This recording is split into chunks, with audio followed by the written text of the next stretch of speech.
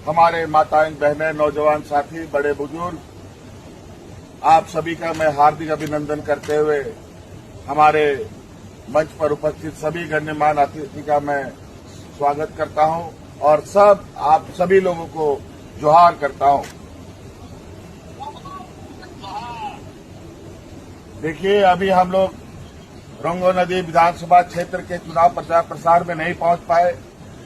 वो इसलिए नहीं पहुंच पाए कि आज प्रधानमंत्री जी का कार्यक्रम हो जाने की वजह से हम सभी लोगों का हेलीकॉप्टर को उड़ने नहीं दिया गया और हम लोग को जहां है वहीं पर रहने के लिए आदेश दे दिया गया है। और बड़ा ही विचित्र है, आज हमारे प्रचार को इन लोगों ने बड़ा सुनियोजित तरीके से ठप करने का ये प्रयास किया। प्रधानमंत्री अपने कुर्सी और अपने ताकत के बल पर सभी राजनीतिक दलों को इसी तरीके से चुनाव के अंतिम चरण पे जब सभी लोग बहुत रफ्तार के साथ प्रचार प्रसार कर रहे होते हैं, इनका प्रचार प्रसार कैसे कम हो, ये अपने शस्त्र का उपयोग करते हैं। आज आपके बीच में हम नहीं आ पाए, लेकिन हमारे जोश में कोई कमजोरी न हो और किसी भी तरीके का हमें डराने का जो प्रयास हो, उस डर को हमें बाहर निकालना है, क्योंकि ये लोग किन प्रकार चुनाव जीतने का हमेशा से प्रयास किया है। कभी वोट चोरी करके चुनाव जीतना या फिर हमें चुनाव प्रचार प्रसार करने से रोकना। लेकिन आप सभी लोगों को हम कहना चाहेंगे, पहली बार असम की धरती में झारखंड मुक्ति मोर्चा ने कदम रखा है और इसमें जय भारत पार्टी और आशा के लोगों ने मिलकर आज यहाँ के आदिवासी, किसान, मजदूरों का हक अधिकार की लड़ाई लड़ने के लिए संकल्प लिया है। आज इसको लेकर के हम लोग विशुद्ध रूप से राजनीतिक मैदान में है और आज आपके हक हकूक की लड़ाई के लिए हम लोग तैयारी में हैं। इसके लिए राजनीतिक ताकत मजबूत करना बहुत ही जरूरी है और इसलिए गंगा नदी के सभी माननीय जितने भी हमारे मतदाता हैं, आप सब लोग, आप चुनाव बहुत करीब आ चुका है, आप सभी लोगों से आग्रह है और निवेदन करने हम लोग आए हैं। हम लोग वीर भूमि से आते हैं और हमें हक अधिकार कैसे लड़ा जाता है, कैसे लिया जाता है, हम लोगों से बढ़िया कोई नहीं जानता। और इसलिए आप लोग के बीच की जो समस्या है, इसको पहले चरण में लेते हुए आपके असम के जितने भी चाय बागान के क्षेत्र हैं, इसको हम लोगों ने चुना है। और बड़ा ही आश्चर्य होता है कि आज चाय बागान में जो समस्या है, बिजली का, पानी का, पक्का मकान का, बच्चों के लिए अच्छी शिक्षा का, यहाँ के किसानों का, मजदूरों का, आदिवासियों का मजदूरी का, आदिवासियों का आदिवासी के दर्जा का, ये बरसों बरस से क्यों लंबित है, मुझे समझ से परे है।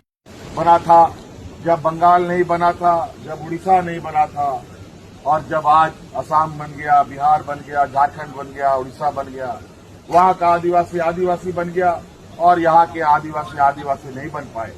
ये कहीं न कहीं बहुत चिंता का विषय है और कहीं न कहीं लोगों ने बड़ा सुनियोजित तरीके से हमें अलग थलग यहाँ असम में रखा है। लेकिन आपको नहीं मालूम, चाय बागान में हमारे आदिवासी किसान की संख्या इतनी है, अगर आप लोगों ने एक साथ एक मंच पर, एक छाता के नीचे, एक छतरी के नीचे आ गए, तो आप असम की कोई भी सरकार हो, आपके आदेश पर वो उठेगा और आपके आदेश पर ही बैठेगा। इतनी ताकत है आप में। आज आपकी इस ताकत को पहचानने के लिए, इस ताकत को एकत्रित करने के लिए आज असम में हम लोग आपके बीच में आए हैं, ताकि आप जो बरसों बरस से, सदियों से जो आप हक अधिकार की लड़ाई लड़ रहे हैं, वो हक अधिकार आपको मिल सके। बड़ा ही शर्म लगता है कि असम के चाय बागान के लोगों को 250 रुपये मजदूरी मिलता है, जबकि देश का कोई ऐसा राज्य नहीं है जहां मजदूरी आज 250 रुपया मिलता हो। सभी जगह कम से कम 500 रुपया मजदूरी मिलता है। और आज आपके वोट खरीदने के लिए महिलाओं के खाते में 9,000 रुपया दिया जा रहा है।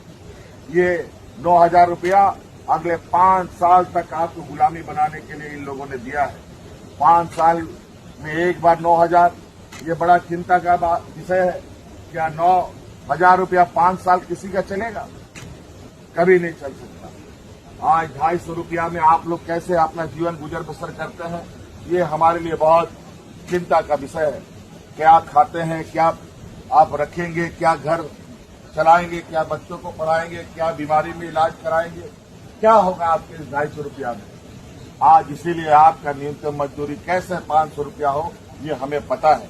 और आप हमारा साथ देंगे तो निश्चित रूप से हम लोग ऐसे नीतियों का निर्धारण करवाने का काम करेंगे जहां आपको 250 रुपया से 500 रुपया न्यूनतम मजदूरी आपको मिले। बहुत सारी बातें हैं, लेकिन आज हम आपके बीच में नहीं पहुंचने का हमें बहुत तकलीफ है, लेकिन आज इससे मनोबल घटाने का जरूरत नहीं है।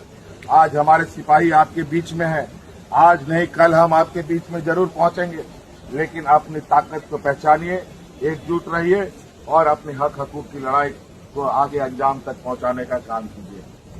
आज असम की जो स्थिति है, मैं आपके गांव में, आपके चाय बागानों में, आपके घरों में जाने का मुझे मौका मिला। ऐसा बुरा हाल मैंने अलग किसी दूसरे राज्यों में कभी नहीं देखा। और आज आपके इस असम के हालात, यहाँ के आदिवासियों के हालात को देखकर मुझे निश्चित रूप से बहुत ही तकलीफ और असहाय महसूस हो रहा है। आज हम लोग जिस राज्य से आते हैं वो वीर भूमि है। आज हम लोग हर चीज लड़ाई संघर्ष करके हमने पाया है। आप जैसे आदिवासियों की ताकत से, आप जैसे किसानों की ताकत से, आप जैसे मजदूरों की ताकत से हम लोगों ने अलग राज बनाया इस देश के अंदर। आप जैसे लोगों की ताकत से हम लोग अपने आबुआ सरकार चलाते हैं। आज झारखंड में जाके देखें, हर किसान, मजदूर, आदिवासी, दलित, पिछड़ों के चेहरे में मुस्कान होता है। लेकिन आज यहाँ असम के राज्य में देख रहा हूँ, यहाँ पीने का साफ पानी नहीं, यहाँ रहने का पक्का मकान नहीं, यहाँ पर सड़कों की हालत बद से बदतर है। आपके कंधे पर पूरा चाय बागान है। असम की पहचान चाय बागान से है। असम की अर्थव्यवस्था चाय बागानों पर है। लेकिन यहाँ के किसान, आदिवासी दिन ब दिन आप सब लोग बेहाल होते जा रहे हैं।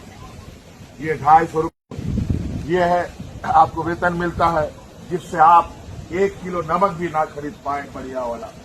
आप अगर बाजार में जाएंगे, अच्छा क्वालिटी का आप जहर लेंगे तो 250 रुपये भी वो जहर नहीं आएगा।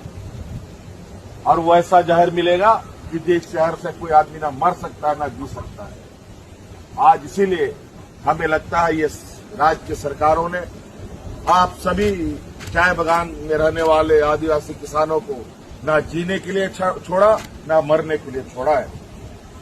और निश्चित रूप से यही हालत हम लोगों की रही। तो जिस तरीके से हम पुरखा बाय पुरखा हम लोग मजदूरी और भेजा कुली का काम करते रहे हैं हमारे पूर्वज, उसी प्रकार हमारी आने वाली पीढ़ी भी करती रहेगी। अगर हमारे आने वाली पीढ़ी को सुरक्षित करना है, डॉक्टर, इंजीनियर, वकील बनाना है, IAS, IPS बनाना है, तो आपको अपना ताकत एकजुट होकर के अपना अधिकार की लड़ाई लड़नी पड़ेगी। इसलिए आप लोगों से यह आग्रह निवेदन करने के लिए आए हैं कि 9 तारीख को चुनाव है और गंगा नदी के जो